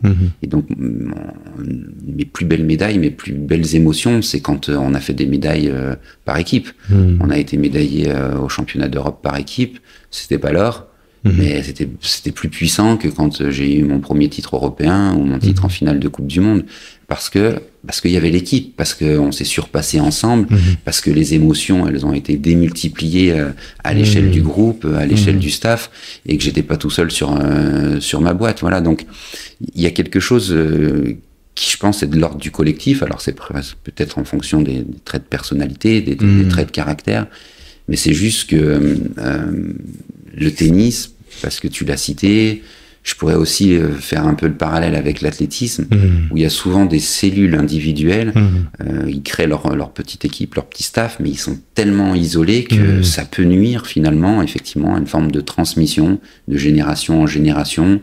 Je vois Caro Garcia, avec qui je m'entends bien, que je connais bien, elle est en souffrance en ce moment, elle en peut plus de faire le tour du monde, de se retrouver toute seule. Il y a quelque chose dans sa vie qui lui manque. Et peut-être qu'effectivement, ce modèle-là, où on est un petit peu trop dans une bulle, isolée du reste du monde, elle est dangereuse. Et elle mène pas toujours à la perf, voilà. Et en plus, c'est pas la perf à tout prix, c'est-à-dire que même dans ma mission professionnelle aujourd'hui, mon rôle, c'est de faire en sorte que les Français brillent sur la scène internationale, c'est qu'on soit durablement dans le top 5 aux Jeux Olympiques, Jeux Paralympiques, hiver comme été, mais pas à tout prix. Et il y a un sens derrière. Si on veut que nos Français soient médaillés, c'est parce qu'on a envie que nos gamins se mettent en mouvement, pratiquent le sport, donc qu'ils aient des exemples, des grands champions en exemple, parce que on a vu cet été, pendant cette parenthèse enchantée des Jeux, à quel point la France est unie, à quel point ça fait du bien, alors que le monde se divise, qu'on se replie un peu sur soi-même. Donc voilà, le sport, moi je dis, c'est le ciment d'une nation, c'est le ciment d'une société, j'en suis convaincu depuis toujours. Quand j'étais adjoint au sport, j'avais pas besoin d'aller voir mes collègues dans les autres délégations pour essayer de porter des projets en commun. Ils venaient taper à ma porte pour savoir ce qu'on pouvait faire autour des personnes en situation de handicap, les personnes âgées, qu'est-ce qu'on pouvait faire avec l'éducation, qu'est-ce qu'on pouvait faire au niveau social, etc. Donc, je pense que le sport est un levier pour répondre à plein de maux de notre société. C'est extrêmement puissant. Et donc, quand j'accompagne dans ma mission professionnelle, quand je transmets, c'est parce qu'il y a du sens derrière, et c'est le sens que je donne à ma vie. C'est pour faire en sorte que les gens, d'une certaine manière, soient un peu plus heureux, se comprennent mieux l'autre. Il n'y a rien de mieux au sport que de faire avec l'autre ou de faire pour l'autre. Donc il y a des modèles comme ça. quand les cellules de perf sont un peu trop individuelles, je pense que ça peut nuire à la qualité de la performance. Ça a le mérite d'être clair, au moins, comme ça. Et puis, ça m'a amené aussi sur le sujet après de l'après-carrière, mais en fait, tu l'as tellement dit de façon très fluide, très limpide, finalement, qu'on sent qu'entre ce que tu étais en tant qu'athlète, ce que tu es devenu en tant que sur la sphère politique, et puis après sur la sphère performance, j'ai presque envie de dire presque entrepreneuriale, c'est une entreprise, tout ça. C'est quoi tiens, si un sportif de haut niveau se dit, bah tiens, ça a l'air tellement facile, mais ok, mais... Tu me dis, je me mets dans la peau de l'athlète là, qui a 25, 28, 30 ans, et tiens, c'est super de dire que mon maire sur ma commune pourrait avoir besoin de moi. Comment je fais pour aller voir le maire? Mais toi, ce que tu dis, c'est pas toi qui es venu vers lui, c'est lui qui est venu vers toi. Ou c'est toi qui, à un moment donné, as su remercier quand on t'a mis en lumière. Alors ouais, c'est l'œuf qui fait la poule, c'est la poule qui fait l'œuf, on sait pas trop, c'est un peu les deux, et c'est pas simple finalement. Donc si j'y vais, on va me dire, mais qui le maire ou l'adjoint des sports, bah qu'est-ce que tu veux, sportif, t'as l'air sympa, mais bon, bah écoute, je te mets là, ok, porte-drapeau, flagship, mais c'est un peu consommation, tu vois, c'est un peu one shot, et puis après il y a pas une vraie construction. Donc la question est la suivante, c'est comment tu construis ça? T'as parlé du ciment d'ailleurs à un moment donné, j'aime bien cette analogie, tu vois. Ok, comment tu mets du lien, comment tu fais cette transition. Je pense à Fabien Gillot qui dit, bah en fait moi c'est assez simple parce que j'allais partout et gratuitement sans me poser de questions, je dis j'ai oui à tout le monde. Donc finalement c'est la sphère entrepreneuriale qui m'a aspiré. Et à force de faire des conférences, d'être dans des milieux d'entrepreneurs, bah, je me suis rendu compte que j'étais au bon endroit, j'avais juste à y être. Donc, je pense que la politique, c'est peut-être pas si simple que ça, c'est peut-être un peu plus complexe. Comment tu fais pour aller te faire aspirer par cet univers qui t'était peut-être pas voué d'ailleurs? Non, pas du tout. Et c'était pas du tout une ambition. Et ça m'est tombé dessus par hasard. Parce que c'est comme ça que je perçois les choses. C'est que quand on est sportif de haut niveau, qu'on travaille dur, et que on a la chance d'avoir quelques résultats, ça ouvre quelques portes. Mais même quand on n'a pas de résultats, l'exigence qu'on se donne, le modèle, l'exemple qu'on peut être, peut ouvrir un certain nombre de portes. Elles sont peut-être plus difficiles à ouvrir, mais c'est envisageable. Dans mon parcours à Lyon, comme j'ai été fidèle à mon club, à ma ville, j'ai été sollicité pour aller dans d'autres structures, je suis toujours resté ici. Il y a eu un lien fort avec la collectivité. Et 2 années de suite, j'ai été élu sportif lyonnais de l'année. Une année égalité avec Karim Benzema et une année devant Hugo Lloris. Et c'était pas arrivé à l'époque qu'il y ait un petit gymnaste ou un sport amateur qui soit au même niveau que les sportifs professionnels très reconnus. Et ça, je le devais justement au tissu associatif, au grand public lyonnais. C'est dans ce sens-là que ça a créé un lien un peu puissant avec la ville. C'est à ce moment-là que Gérard Collomb, en animal politique qu'il était, avec Thierry Braillard à l'époque, me disent on va te laisser finir ta carrière et puis tu viendras nous rejoindre au conseil municipal. Ça, je crois que c'était vers 2008-2009. Hein, et moi, je finis ma carrière en 2012, après les Jeux de 2012, mais je fais encore mon jubilé en 2013. Et c'est à mon jubilé où il vient, j'organise avec mon épouse une énorme fête au Palais des Sports de Gerland, qui était certainement même le meilleur moment de ma carrière. J'avais invité tous mes partenaires d'entraînement, j'avais invité tous les collègues avec qui j'avais vécu les Jeux, les garçons, les filles, et on avait fait un énorme show de gym, mais on avait invité le Cirque du Soleil, les 7 doigts de la main, on avait fait un énorme show, il y avait une patinoire, etc., dans le sens de la transmission. C'est-à-dire que tous mes anciens partenaires d'entraînement, mes anciens collègues des équipes de France, on était là et on passait le témoin à la nouvelle génération qui allait poursuivre sa carrière. Et on avait fait un énorme show son et lumière, et puis Gérard Collomb était venu. Quand il avait vu ce qu'on avait pu mettre en place en un an, en partant de rien avec ma femme, il est venu me voir, il m'a dit, bon, bah, on est en train de faire les listes. Si t'es OK, si on gagne, tu deviens adjoint au sport. J'ai dit OK. Qu'est-ce qu'il a vu à ce moment-là, selon toi? C'était un animal politique, donc je répondais à ce moment-là à une frange de la population qu'il avait envie de toucher. La jeunesse, certainement, le sport, mais il avait aussi besoin de quelqu'un qui sache fédérer les gens. Et comme c'était le fil conducteur aussi de ce jubilé, que de créer des passerelles et des traits d'union entre les générations, entre plusieurs disciplines. J'avais invité tous mes copains, les grands sportifs lyonnais que j'avais rencontré pendant ma carrière étaient aussi là, donc il a senti que j'étais aussi un fédérateur, et je pense que ça l'a séduit. Mais tout ça pour dire que, en fait, pendant ta carrière de sportif, tu rencontres beaucoup de gens.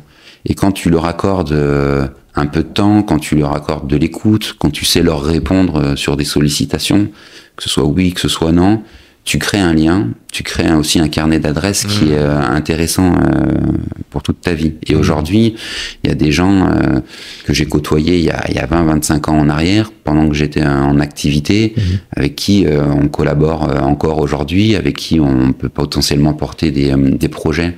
Et je pense qu'à chaque étape de sa vie, quand on donne un peu d'attention aux gens qui nous entourent, sans forcément attendre quoi que ce soit en retour sur le moment, mais c'était aussi certainement dans ma nature d'être comme ça, bah, je me rends compte que ça crée des relations qui sont assez fidèles dans la durée et qui peuvent être intéressantes dans un parcours de vie, que ce soit professionnel, relationnel. Voilà, la vie est aussi quand même une histoire de réseau, quoi qu'on en dise. Et donc, même s'il faut éviter les passes droits, c'est toujours mieux d'avoir la bonne porte d'entrée quand on a un besoin. Pourquoi tu disais que c'était peut-être pas un des, mais peut-être même le meilleur moment de ta vie sportif, ce jubilé? C'était un condensé de tout ce que j'avais vécu. C'est-à-dire que étaient invités tous les entraîneurs que j'avais pu côtoyer, toutes les personnes qui avaient été importantes pour moi, ceux avec qui j'avais été en équipe de France sur mes premiers jeux à Sydney en 2000. Il y avait ces partenaires d'entraînement avec qui on avait vécu des choses fortes, les amis, la famille. J'avais pu mettre dans un seul et même lieu tous ceux qui avaient été chers pour moi et qui m'avaient permis justement de vivre une carrière exceptionnelle. Et puis en plus, je fonctionne beaucoup en mode projet, c'est-à-dire que quand je m'étais investi pour vivre ce rêve de gamin qui était de participer aux Jeux à Sydney, j'avais créé un projet pour atteindre cet objectif-là. Puis quand Sydney a été terminé, il a fallu créer un projet pour que ça marche à Athènes, et puis après à Pékin, et puis à Londres. Et donc, ce jubilé, quand tout s'arrête, quand c'est la fin de ta carrière, tu dis qu'est-ce que je vais faire maintenant? Ok, je suis prof de sport, donc j'aurai une mission professionnelle, mais est-ce qu'elle va me plaire? C'est un peu le saut dans l'inconnu. Et donc pendant l'opération épaule et puis ça m'a remise en état, j'avais une petite année devant moi, et donc je me souviens exactement quand, avec mon épouse, on se dit on va faire un truc un peu différent, ça n'existe pas les jubilés en J, on va faire une énorme fête. Puis ça a pris une proportion gigantesque, fallait chercher les budgets, et on a construit tout ça, en plus partant de rien. Et quand on voit le résultat final d'un spectacle qui était salle comble, hein, les gens, on a dû refuser des personnes, il y avait 7-8 000 personnes, je me rappelle plus. J'ai agrégé tous les copains qui m'ont aidé après dans la création de l'événement. C'est devenu une machine incroyable, on a même fait une deuxième édition par la suite. C'est un condensé de ma vie, d'une certaine manière. Je regardais pas dans le rétroviseur jusque-là, mais à ce moment, voilà, l'émotion, elle a été forte parce que tous ceux qui avaient compté étaient là et vivaient ce moment avec moi. Donc voilà, c'était une parenthèse enchantée pour moi. Une parenthèse enchantée. Quelle année tu m'as dit? C'était 2013, novembre 2013. 2013, ouais, d'accord. Un an après la fin de ma carrière, enfin après les Jeux de Londres. Ok. Et là, ouais, ok. Donc ça crée un pont en tout cas après sur cette sphère professionnelle après carrière sportive. Donc là, qui est plutôt sur une carrière politique. S'il n'y avait pas eu cette rencontre avec Gérard Collomb, tu t'imaginais faire d'autres choses? En fait, Gérard Collomb est venu me chercher à ce moment-là, mais j'ai jamais fait de la politique mon métier. C'est-à-dire que même pendant les 6 ans de mandat en tant qu'adjoint au sport et aux grands événements sur cette ville, j'ai piloté et dirigé le secteur masculin à la Fédération française de gymnastique, qui était mon métier.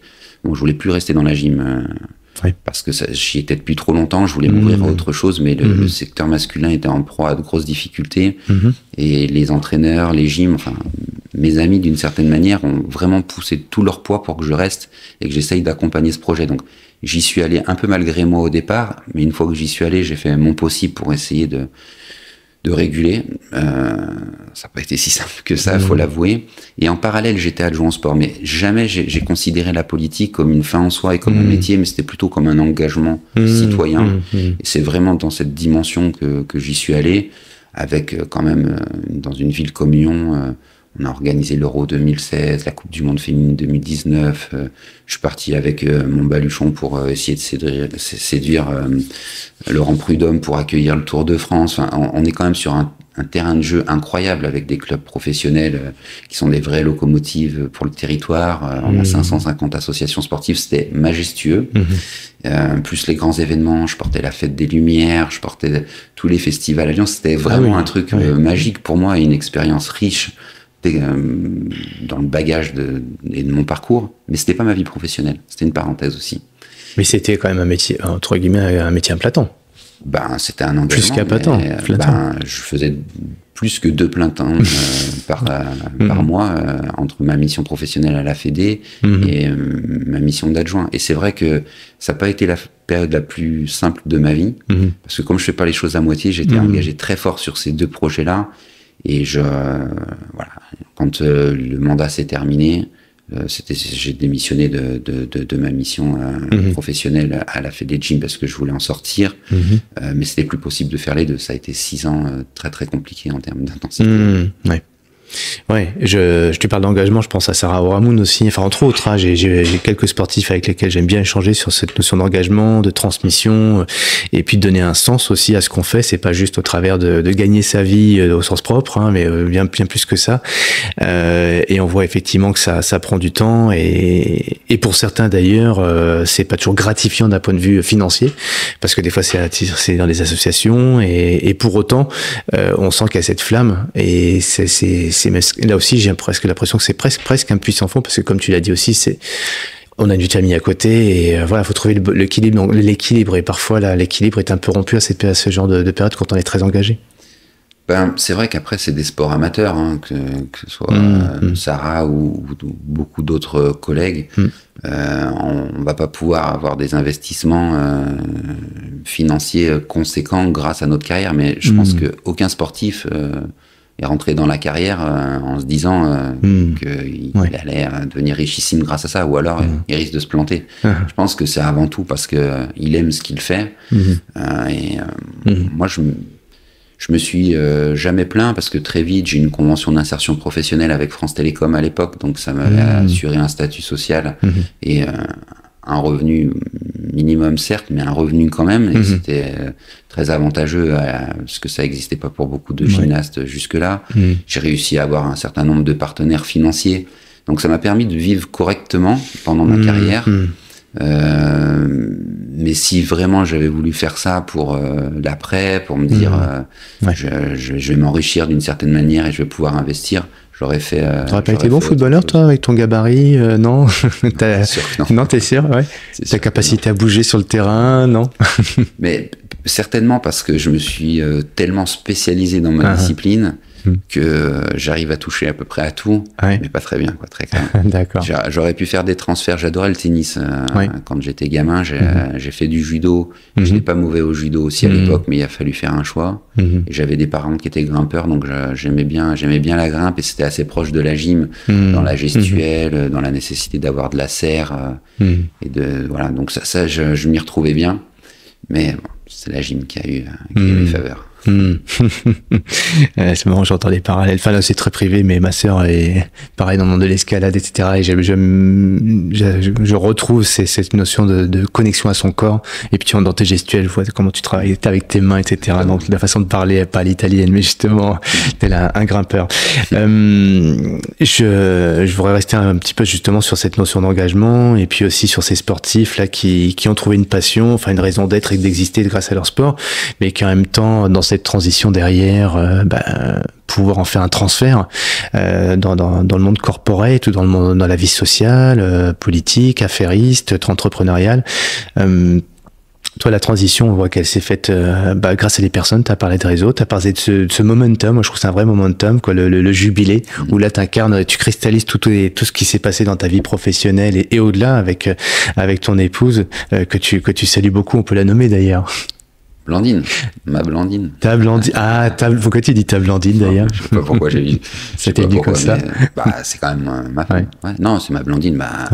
Si tu veux, dans un parcours, t'as tout ce qui se passe autour, mais si t'as pas un équilibre de vie, et puis je te disais tout à l'heure que les sacrifices, ils ont été plutôt pour l'entourage proche et en premier lieu pour elle. C'est-à-dire qu'elle me donnait aussi la possibilité de pouvoir m'exprimer à la fois dans ma carrière de gymnaste, à la fois dans ma vie d'élu et ensuite dans ma vie professionnelle. Donc voilà, c'est un équilibre de vie.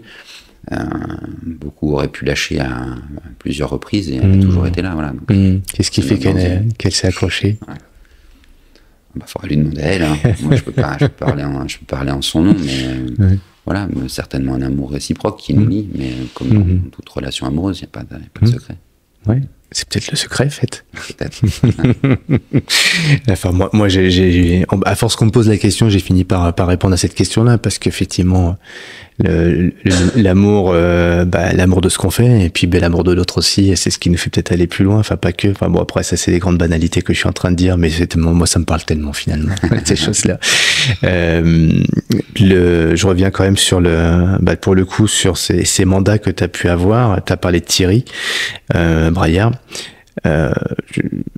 Tu parlais de ton dispositif à l'époque avec Orange. Comment toi ça résonne en toi aujourd'hui dans tes nouvelles fonctions? Tu vas nous expliquer un petit peu aussi comment on devient manager de la performance. Mais voilà, c'est comment on pourrait poser la question, comment on devient directeur d'une fédé, président d'une fédé, directeur d'un centre de sport, etc. Finalement, comment on arrive à ça? Tu vas répondre c'est peut-être par hasard, c'est les rencontres et tout, mais ce dispositif dont tu parles d'accompagnement des sportifs de haut niveau, je sais que Thierry a beaucoup milité là-dessus pendant ses mandats et continue encore aujourd'hui avec la Fondation du sport français. Comment tu pourrais justement là au travers de notre conversation et les sportifs qui nous écoutent leur dire de s'éveiller à ça, parce qu'en fait on entend souvent dire il y a plein de choses qui existent mais on les connaît pas, c'est pas par manque de communication, c'est par manque de je ne sais quoi d'ailleurs, c'est comme en France d'ailleurs, il y a plein de dispositifs d'accompagnement au-delà du sport pour pouvoir permettre aux gens de se trouver et de se former, d'information permanente, mais là puisqu'on s'adresse aux sportifs de haut niveau, qu'est-ce que tu as envie de leur dire comme message à ce sujet-là pendant l'exercice de leur carrière et puis aussi la préparation de l'après-carrière? Tu touches du doigt quelque chose qui sera très important dans la mission qui est la mienne, c'est de créer un lien plus fort avec les athlètes. Dans la mission professionnelle que j'exerce à l'agence, notre rôle c'est d'accompagner les fédérations. Tout le volet financier pour qu'ils puissent payer les stages, les compétitions, recruter les entraîneurs, soutenir les athlètes, ça passe par l'Agence nationale du sport. Et donc notre rôle c'est de bien flécher les moyens financiers, de bien comprendre les projets de performance de chaque fédération et de prioriser les athlètes, les structures à suivre en fonction des enjeux de perf. Donc, c'est pas nous qui portons les projets de perf, c'est vraiment les fédérations. Et nous, on les challenge quand on estime qu'elles prennent pas la bonne direction, quand elles sont pas au rendez-vous de la perf depuis un certain nombre d'années.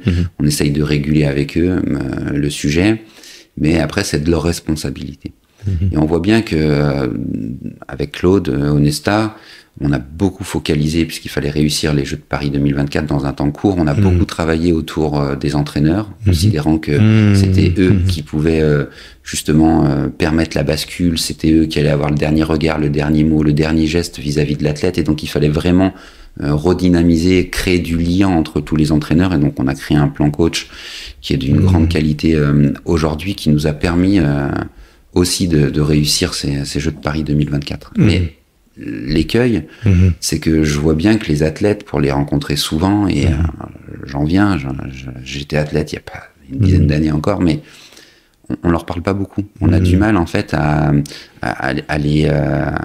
communiquer avec eux sur les dispositifs qui existent, les programmes sur lesquels ils peuvent s'appuyer, et de la même manière, on a du mal à entendre ou à percevoir quelles sont les problématiques de leur quotidien sur lesquelles on pourrait influer. Donc, c'est pas de la mauvaise volonté, mais notre mission, c'est de travailler pour l'athlète et l'entraîneur, donc vraiment en bout de chaîne, et moi, je perçois qu'on a du mal à vraiment être au contact de l'athlète, et même si je fais le procès de personne, quand j'étais athlète, j'étais très critique vis-à-vis de ma fédération, de ma direction technique nationale, parce que j'étais dans ma bulle et que j'avais l'impression que tout m'était dû, et que c'est pas la réalité en fait. Et maintenant que je suis de l'autre côté, je me rends compte que les directions techniques nationales, les gouvernances des fédérations, les institutions essayent de faire au mieux vis-à-vis de l'athlète, mais que l'athlète ne doit pas être l'athlète roi. Il doit s'inscrire dans un projet, il doit y avoir une notion d'équilibre et d'équité entre tous les athlètes, et que donc c'est pas aussi simple que ça. Donc il faut que je trouve les leviers, la bonne tuyauterie pour mieux communiquer avec les athlètes, ne serait-ce que pour leur faire part de ce qui existe, ce sur quoi ils peuvent s'appuyer, Et il n'y a jamais eu autant de dispositifs pour les accompagner. Ma convention d'insertion professionnelle avec France Télécom à l'époque, aujourd'hui, il y en a des centaines qui existent pour les athlètes. Des emplois sportifs de haut niveau que l'agence finance, il y en a des centaines qui existent. La Fondation du sport français avec Thierry Braillard, les bourses de mécénat, qui permet aux athlètes aussi d'avoir des moyens financiers pour qu'ils soient dans des conditions de préparation beaucoup plus sereines.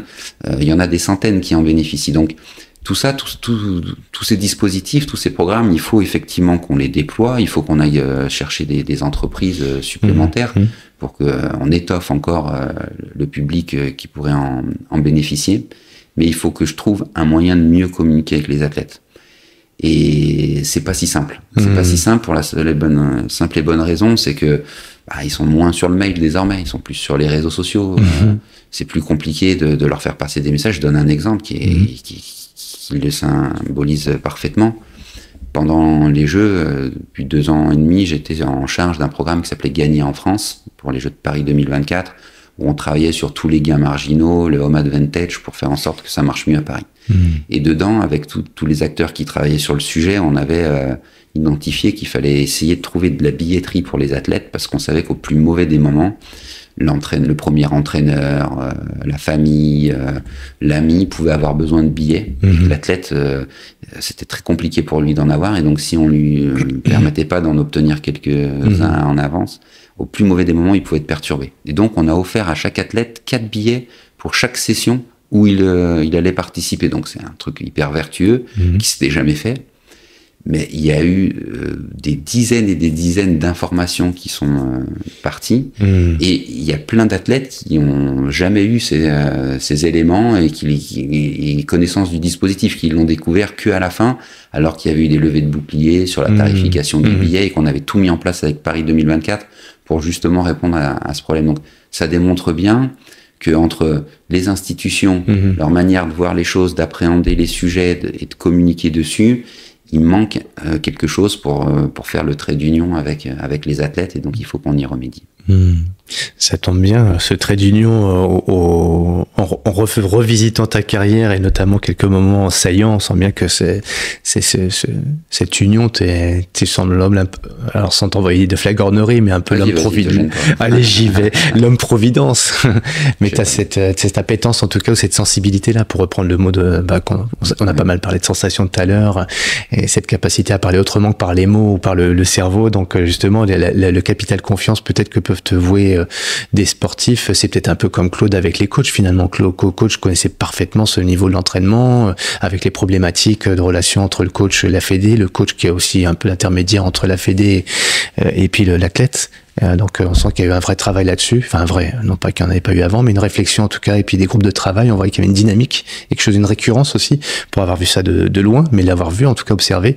Et tu penses qu'on peut faire la même chose avec les athlètes en direct, en complémentation finalement? Il n'y a pas d'homme-providence. Ça, c'est une évidence. On aime bien ça en France quand même. Ouais, mais tout le monde est remplaçable. Il n'y a pas de sujet avec ça. Par contre, la vie, c'est une question d'opportunité. Est-ce qu'on les saisit ou pas? Et souvent, les opportunités, elles se saisissent avec une forme de risque. Il faut savoir aussi oser. C'est-à-dire que quand je dis oui à un Gérard Collomb, je prends un risque un peu fort à ce moment-là. Quand j'accepte d'aller à la Fédé Gym, alors que le secteur masculin est au plus bas et qu'on ne pourra pas redresser la trajectoire en quelques années, je prends un risque fort. Quand je suis nommé tiers de confiance sur la crise des CTS, je prends un risque fort. Et quand je vais à l'agence, il y a 3 ans maintenant, que je ne sais pas exactement à quoi sert cette institution et qu'elle est plutôt décriée, je prends un risque fort. Donc, en fait, la vie, elle est aussi une prise de risque. Et donc, je pense que c'est important d'accepter, d'oser, de pas forcément toujours savoir où tu mets les pieds, mais d'être convaincu que l'exigence que je me mettais quand j'étais athlète, je suis en capacité de la redéployer dans une autre activité professionnelle. Et donc, j'ai toujours été convaincu que j'avais une force de travail tellement importante que je pouvais relever tous les challenges et tous les défis qui se présentaient à moi. Donc, j'ai osé sans savoir toujours où j'allais. Et donc, c'est vrai qu'aujourd'hui, Quand à l'agence j'y suis allé, j'ai tout de suite compris comment Claude fonctionnait dans son management. Il y a de la loyauté, de la confiance, et quand tu l'as, tu peux faire ce que tu veux. Et au départ, j'y suis allé pour porter la déclinaison territoriale de l'agence, donc toute l'installation de toutes les maisons régionales de la perf sur le territoire. J'ai animé et coordonné ça. Mais très vite, je lui ai dit, mais l'agence, elle fédère tous les acteurs du sport français, elle porte la stratégie de la haute perf, il faut qu'on fasse mieux à Paris 2024. Tout le monde le dit, chaque institution le dit, mais personne vraiment s'en empare. Et c'est de là qu'est né le dispositif Gagnant en France. On a créé un tour de table avec tous les acteurs du sport français et on a agi en complémentarité. On est allé travailler sur des points d'action, sur des plans d'action, sur des détails qui, mis bout à bout, ont certainement permis de passer d'une 4e à une 3e place, d'une médaille d'argent à une médaille d'or. Et puis ça n'a pas toujours marché, mais au moins on a mis toutes les chances de notre côté. Et donc je pense vraiment que oser agir permet de répondre à ces enjeux-là. Et donc maintenant que j'y suis, j'ai tellement milité pour démontrer que le sport c'est jamais la dernière roue du carrosse et que c'était le fameux ciment de notre société, ce lien si cher à moi entre les uns et les autres, que je veux pas louper le coche. Et donc aujourd'hui, je suis pas l'homme providentiel, c'est certainement pas le cas, ce sera jamais. Par contre, je suis convaincu que je veux pas louper le coche et que je vais là encore m'entourer des meilleures personnes, essayer de convaincre, d'argumenter tous les acteurs du sport français, tous ceux qui peuvent être influents sur le modèle qui me semble le plus pertinent. Et je sais que dans ce modèle-là, il faut que j'arrive à mieux travailler avec les athlètes. Et donc j'ai peut-être une légitimité en tant qu'ancien athlète, je sais de quoi il parle. En tout cas, on peut parler la même langue puisqu'on l'a vécu de l'intérieur ensemble, parce qu'on a fait partie de cette famille olympique.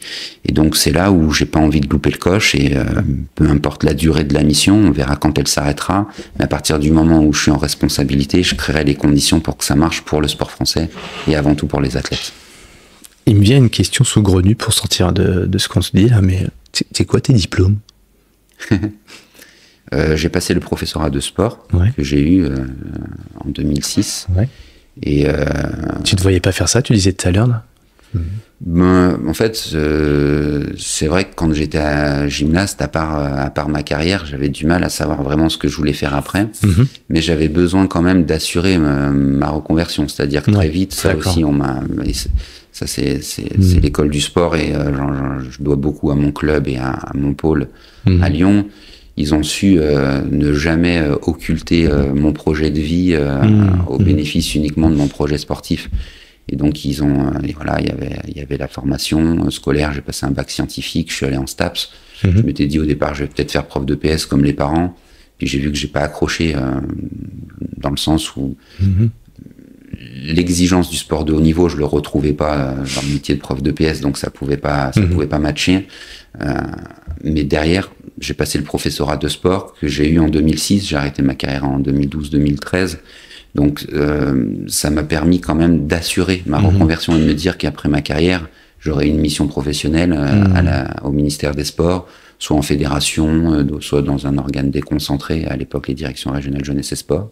Et puis sur liste d'aptitude, dernièrement, l'année dernière, j'ai basculé CTPS, donc conseiller technique pédagogique supérieur. Donc voilà, j'ai ce diplôme-là, en poche, qui me permet d'avoir un statut. Mais comme je marche en mode projet, j'avance au gré des trains qui passent. Non, mais je te pose la question parce que certains pourraient dire ouais, mais j'ai pas mon bac plus, tu vois. Et toi, on sent dans ce que quand tu l'expliques que le bac plus est venu après par l'expérience, quoi, plus que par le diplôme. Oui, et j'allais dire, peu importe finalement le bagage de la formation, que ce soit un concours, un diplôme, que ce soit le bac, le brevet, peu importe. En fait, c'est qu'est-ce que tu mets en parallèle, en place à côté, pour que le jour où ta carrière de sportif s'arrête, et elle peut s'arrêter du jour au lendemain, tu sois pas à poil. Ça, c'est hyper important. Et même, c'est un équilibre. C'est-à-dire que moi, j'ai jamais été aussi performant. Mes médailles mondiales à Melbourne, je l'ai fait en 2005. Je l'ai fait au moment où je passe ma formation du professorat de sport, qui me demande un temps gigantesque pour avoir mon concours à la fin. Mais parce que justement, je suis bien installé sur mes deux jambes. Et j'ai pas que le sport. Je peux, au moment où je sors du gymnase, je peux avoir une autre bouffée d'oxygène, me dire qu'il n'y a pas que ça qui compte. y a rien de pire, je crois, que de se dire si ça marche pas en gym, je suis foutu. Et à partir du moment où tu es dans ce doute permanent qui commence à s'installer, je pense que tu passes à côté. Donc voilà, à la fois jamais perdre la notion de plaisir, ça a été aussi mon guide, mais à la fois aussi avoir toujours un projet parallèle sur lequel tu peux des fois te reposer quand tu te mets des doutes sur la gym, tu sais que tu as autre chose, un socle à côté intéressant. Ouais. Une forme de pas de pression exclusive sur un projet où ça peut être une grosse pression, condamné à réussir, mais si ça réussit pas, et si, puis là le doute s'installe, et en même temps aussi, comme tu dis, de pouvoir décompresser un peu, quoi, tout simplement, penser à d'autres choses. Ouais, penser à d'autres choses, rencontrer d'autres personnes. Rencontrer d'autres personnes. Pas être toujours dans le gymnase avec les mêmes collègues, les mêmes entraîneurs. Donc, c'est déjà s'ouvrir à autre chose. Hein. Et ça me semble essentiel. Ouais. Et je le vois bien.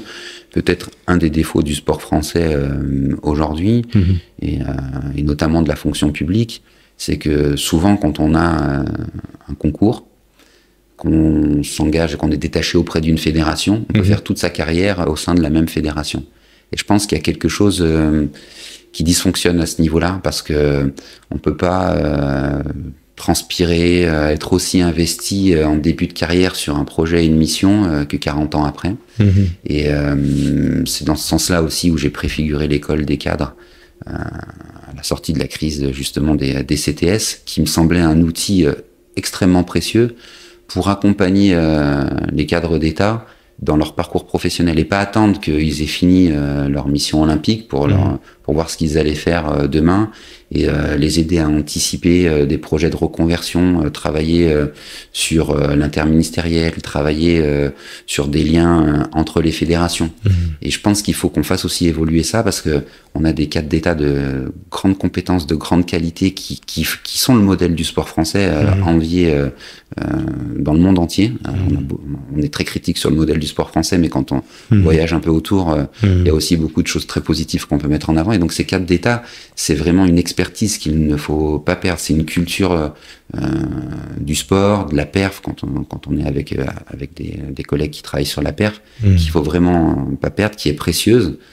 Mais attention, parce que à être un peu trop consanguin, à travailler toujours sur les mêmes missions du début à la fin de sa carrière, on peut s'essouffler.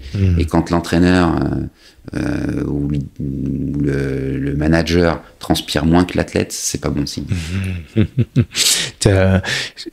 Le créer du lien, c'est alors quand on est dans un silo, à la limite il y a une verticalité qui fait que on travaille un peu tous dans la même mission, et là, créer du lien c'est déjà pas si simple, mais bon, là on peut l'entendre finalement. Et puis alors, par contre, quand on est dans des silos où chacun a sa sphère et on n'est pas sur les mêmes terrains de jeu avec les mêmes règles, les mêmes comportements, les mêmes valeurs, les mêmes histoires, c'est plus compliqué là pour le coup. Comment toi t'as réussi à justement migrer dans ta discipline vers d'autres, et puis d'emmener des gens aussi dans cette ouverture d'esprit? En fait, il y a quand même un socle commun. Voilà. Qui est? Le socle commun, c'est de connaître ce que nécessite la haute perf, ce que nécessite l'engagement du quotidien, de quoi a besoin un athlète, comment il doit s'entourer. Et après, il y a les spécificités de chaque discipline qui peuvent rentrer en ligne de compte. Donc c'est sûr que là, je le vois, j'ai des référents à l'Agence nationale du sport qui accompagnent des fédérations. On a 1 ou 2 référents par fédération. Et il y a des référents qui connaissent pas la discipline. Donc c'est extrêmement difficile pour eux de parler toujours le même langage, de comprendre certaines subtilités, et j'en conviens. Mais par contre, ils ont aussi un peu de hauteur, un peu de recul sur la discipline. Ils sont pas pollués par les relations interpersonnelles, et donc ils peuvent y apporter une touche qu'ils auront pu découvrir quand ils étaient dans leur propre discipline au préalable. Donc, et puis en plus, la force du cadre d'État, et j'y associe tous les collègues qui sont des cadres privés mais qui travaillent dans les fédérations, c'est qu'ils ont une forme d'adaptabilité extrêmement puissante. C'est même la richesse de la fonction, c'est de savoir s'adapter aux situations, c'est de trouver des solutions quand il y a des obstacles, donc comment on les franchit, comment on les contourne. Ils doivent apporter des solutions. Donc ces solutions-là, ils sont en capacité de les transposer d'une fédération, d'un secteur à un autre. Voilà. Donc après, c'est sûr qu'on va pas demander à quelqu'un qui est spécialisé de la préparation physique d'aller sur la préparation mentale. N'empêche qu'il y a là aussi quelques vases communicants et la manière dont on se comporte avec l'individu quand on le met en mouvement, quand on lui demande d'aller un peu plus loin dans l'effort, il y a quelque chose qui est de l'ordre de la dimension mentale. Donc voilà, tout est un peu lié et vraiment la puissance de la corporation des collègues cadres, c'est ça, c'est être en capacité de faire les transferts. Ce qui marche moins bien aujourd'hui, c'est qu'il n'y a pas de passerelle. C'est que on peut être un peu frileux, on n'a pas des dispositifs qui permettent d'accompagner, d'anticiper et de préparer tout ça. Et donc on a souvent des plans de carrière qui sont un peu linéaires, qui en fonction du réseau et des relations permettent de rebondir sur quelques postes à responsabilité, voilà, de temps en temps. Je trouve que c'est dommage parce que ce vivier, cette richesse-là, elle pourrait être mise encore au service d'un plus grand nombre de personnes. Et quand un collègue a travaillé pendant 20 ans dans une fédération, qu'il s'essouffle un peu, qu'il est un peu moins motivé, qu'il en a marre de faire le tour du monde, de partir 200 jours par an de chez lui, peut-être que on pourrait le ramener chez un public plus jeune, peut-être qu'on pourrait le ramener dans une autre fédération, peut-être qu'on pourrait aussi le transposer en fonction du bagage qui est le sien dans un autre ministère pour acculturer aussi les autres ministères à la chose sportive, pour pour que la place du sport dans notre société française, elle soit encore plus puissante. Et je pense que les Jeux de cet été ont montré à quel point c'était puissant. Ouais. D'ailleurs, je rebondis là-dessus parce que souvent, moi, on est en contact avec, justement, j'ai la chance de rencontrer des jeunes, des anciens, des compétents, des incompétents dans un domaine, mais qui le sont dans d'autres, évidemment. Personne, il n'y a pas d'incompétence sur Terre, c'est juste être au bon endroit et dans ce qu'on aime, dans sa passion, son plaisir. Mais devant ces parterres de gens que je côtoie, j'aime bien poser la question aux jeunes, peu importe, enfin, jeunes, considérons-nous comme des jeunes finalement. Mais en fait, c'est quoi le moment fort du sport pour toi? Et toute génération dit 98. Même ceux qui étaient pas là en 90, ils parlent tout le temps. Je dis, pourquoi? Parce qu'il y a quelque chose qui est là, mais vous l'avez pas connu, qu'on peut le savoir. Bah oui, mais on le sait, on le ressent en fait. Quand les parents en parlent, quand les médias en parlent, les images, les visualisations qu'on a, l'induction mentale qu'on a dans notre cerveau, fait que on l'a pas vécu, mais c'est encore là, c'est imprégné, c'est dans notre patrimoine. Et, j'espère, j'en sais rien, c'est un vœu que je fais en fait, que ces JO 2024 seront un petit peu imprégnés de ça, de se dire qu'à un moment donné, et ça continuera, tu vois. Alors oui, très cliché, 98 Black Blanc Beurre, mais pas que, mais bon, derrière ce cliché qu'il y avait, finalement, ça crée une agrégation, tout le monde était là et on était tous ensemble. On l'a vécu ça pendant 2 semaines et plus, parce qu'il y a eu la parenthèse entre les deux JO, et on a remis ça en septembre, et avec, pour le coup, c'est bien plus que des différences de couleurs, de culture, etc. C'est aussi, on parle d'inclusion dans son grand terme. Et ce mot inclusion pour toi, voilà, c'est un peu la question que j'ai envie de te poser. Alors c'est un mot du bout qui est un peu galvaudé parce qu'il faut faire de l'inclusion en entreprise, il faut faire de l'inclusion en société, il faut faire de l'inclusion partout. Mais là, c'est pas il faut que, on l'a vécu, on l'a ressenti. Et en quoi, toi, cette inclusion, ce mot inclusion peut continuer de vibrer et devenir une réalité et pas juste un concept? Mais ouais, en fait, on l'a fait d'une certaine manière, et tout le concept de Paris 2024 et ensuite du comité olympique et du comité paralympique, c'était d'avoir une équipe de France unie. Et donc il n'y avait pas de différence entre olympique, paralympique. On aura gagné le pari le jour où tout se passera en même temps. Organisationnel et logistique, c'est un peu complexe, mais la réalité c'est celle-ci.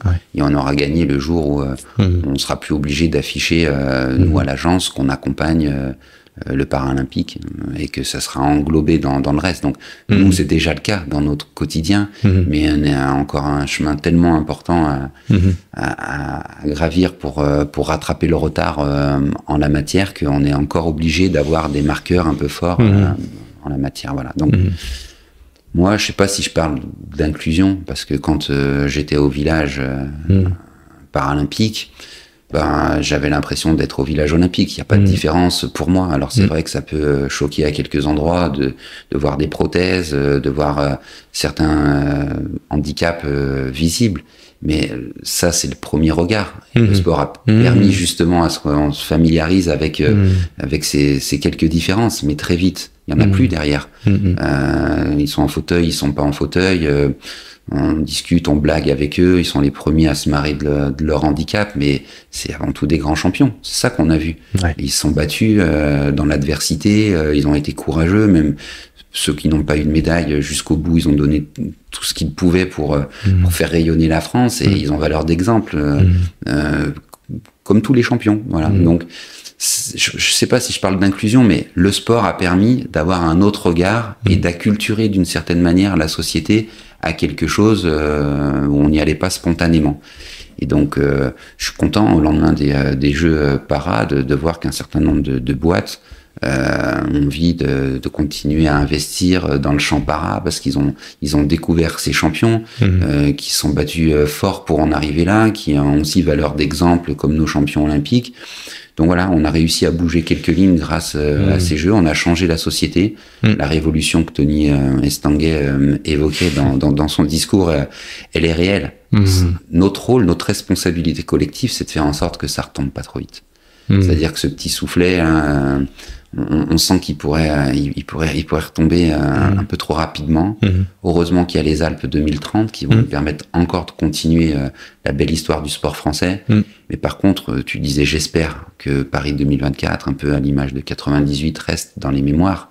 Moi, j'en suis convaincu. C'est pas un espoir, c'est acté que dans 100 ans, on reparlera des Jeux de Paris 2024 comme des Jeux incroyables pour notre pays.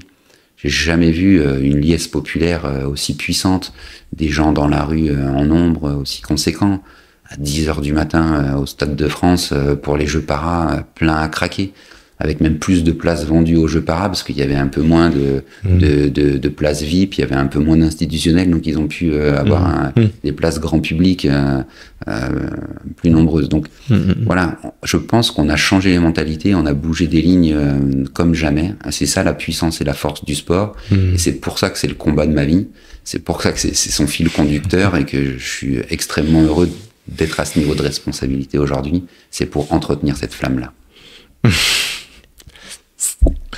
Bah voilà quoi. En plus, tu sais faire des conclusions. C'est pas facile. Alors que si, avant de clôturer notre discussion quand même, quoi. Tu sais conclure, tu sais tout faire, hein, et on pourrait se dire, tiens, il est pas bardé de diplômes, il a fait les études politiques, il a fait les études aussi non entrepreneuriales, parce que quand tu parles de gains marginaux, t'as des notions, t'emploies des termes qui sont clairement ceux de personnes qui sortent de Bac plus 5, INSAD ou HEC ou que sais-je. Ton meilleur bagage, c'est quoi en fait? J'imagine j'ai la réponse, parce que tu m'as dit, je m'entoure des meilleurs, je vais chercher les meilleurs. Est-ce que ce serait ça pour toi la clé d'une vie réussie, en tout cas? La passion, le plaisir, tu l'as dit, mais si on parle vraiment des soft skills que tu as su mettre dans ton corporate, dans la vie sociale, professionnelle et politique. C'est dur quand même. Ouais. Comme je sais que tu sais. J'avais bien conclu avant. Là, mais ouais, c'est exactement ça. Je me fais super fin, j'en mets pour pouvoir te tester un peu plus. Non, en fait, il faut aimer ce qu'on fait. C'est plutôt l'amour qui guide mes choix. Je m'engage pas sur des projets que j'aime pas. Donc ça c'est le moteur. Ça c'est le moteur. Mais la chose la plus importante dans ma vie, qui est un autre guide, c'est ma boussole, c'est de pas avoir de regrets. Et c'est vrai que quand je regarde en arrière, j'ai eu quelques titres, quelques lauriers, mais la réalité c'est que j'ai eu aussi beaucoup d'échecs. J'ai beaucoup loupé avant que ça marche. J'ai même beaucoup plus loupé que je n'ai réussi. Je suis beaucoup plus tombé avant de réussir des éléments. Je me suis planté à plein d'endroits. Mais j'ai jamais eu de regrets. C'est-à-dire que quand une compète s'est terminée, même si j'étais déçu du moment, je pouvais avoir quelques remords, mais jamais de regrets, parce que je m'étais employé à tout mettre en place pour que ça marche. Et après, il y en a qui sont plus forts que soi, il y en a qui sont plus malins que moi, il y en a qui vont saisir une meilleure opportunité que la mienne. Mais je pense que le secret, c'est de pas avoir de regrets. Et donc, quand on s'engage dans quelque chose, de le faire à fond, pour pouvoir se regarder dans la glace sans trembler, sans rougir, et plutôt fier du parcours. Voilà. Mais on est d'autant plus fier quand on est bien entouré, et en ce qui me concerne, c'est le cas. Eh bien, si on veut faire partie de cet entourage, comment on te suit? Qu'est-ce que tu recommandes si on veut justement contribuer à cet élan, à ce combat? Comment on me suit? C'est-à-dire... Alors déjà te suivre si on veut simplement consommer ce que tu fais au quotidien et voir un peu ton quotidien, mais ça non, ou se dire oula, ce qu'il fait, là par contre, je veux aider, je veux soutenir et je veux m'engager. Ils peuvent me contacter, tous ceux qui ont envie de s'investir dans les projets. Je serai disponible pour être à l'écoute. J'ai pas les réponses à tout, mais en tout cas, j'aime écouter. En tout cas, je me nourris de la relation à l'autre. Donc c'est pour ça que ça m'intéresse toujours d'avoir ces échanges-là. J'aime les gens, en fait, d'une certaine manière. Ça aussi, c'est un moteur. Les réseaux sociaux, c'est facile aujourd'hui. J'ai un peu de partout, surtout sur LinkedIn. Ça permet de suivre un peu l'activité, même si j'ai de moins en moins le temps de publier, mais j'essaye de répondre aux messages privés. T'es actif quand même sur LinkedIn. Ouais. C'est bien, là pour le coup, on suit l'actu grâce à toi. Voilà, donc là, ça c'est possible. Ouais. Et puis après, on se retrouve sur les plateaux de compète, on se retrouve sur le terrain. Je veux pas être un administratif dans mon bureau parisien. Je suis quelqu'un qui aime rencontrer l'autre, donc ça se passe avant tout sur le terrain, dans les gymnases, donc on pourra se retrouver sur les plateaux de compète. Avec grand plaisir. Merci Yann. Avec plaisir, à bientôt.